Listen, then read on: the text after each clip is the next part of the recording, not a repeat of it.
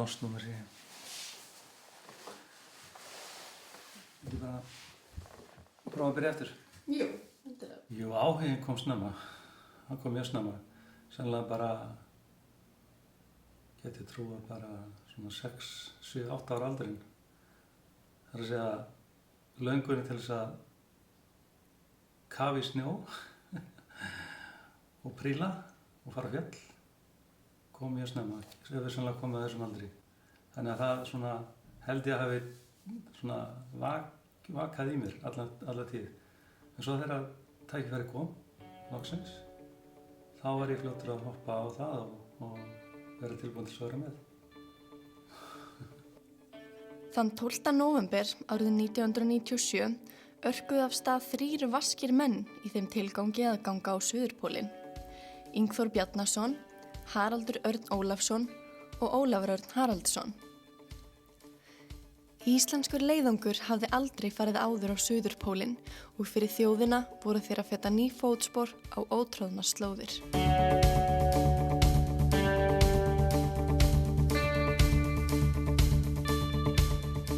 En áður en lagt af stað í slíka ferð verður að undirbúa hana vel.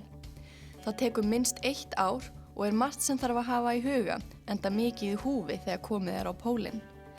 Þjálfa þarf líkamlegt og andlegt úthald, matur, búnaður og annað slíkt þarf að vera af hárréttu tagi, en minnstu mistök geta verið dýrkeypt á pólnum, jafnvel stofnað lífi þeirra í hættu. Þetta var ferðalag sem gat bæði verið afar hættulegt en einnig töfrum líkast. Síðan voru náttúrulega jólin eftirminnileg. Við fórum á stað í október frá Íslandi. Við lögðum á stað í byrjun nóvember gangandi og erum komnir langleiðina á pólinn þegar jólin eru. Og við héldum jól sem sagt í tjaldi.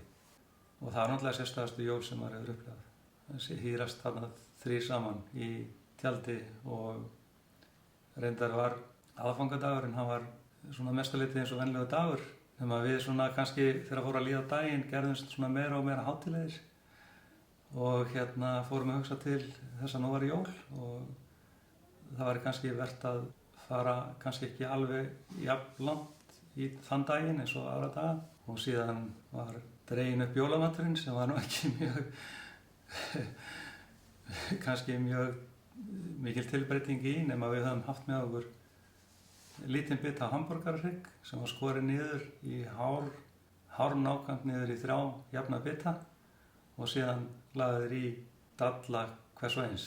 Og ég man eftir því að við settum smá konjak yfir til þess að gera þetta ennþá hátíðlegra.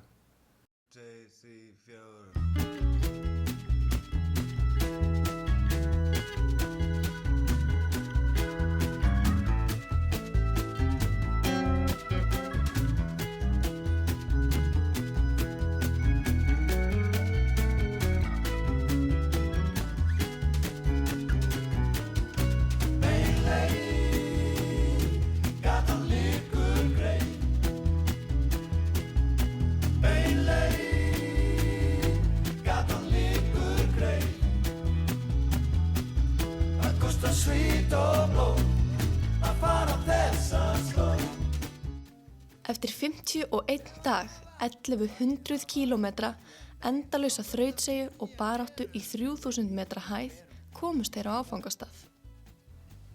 Þá var sterk sól og svona pínulítil svona ískristalla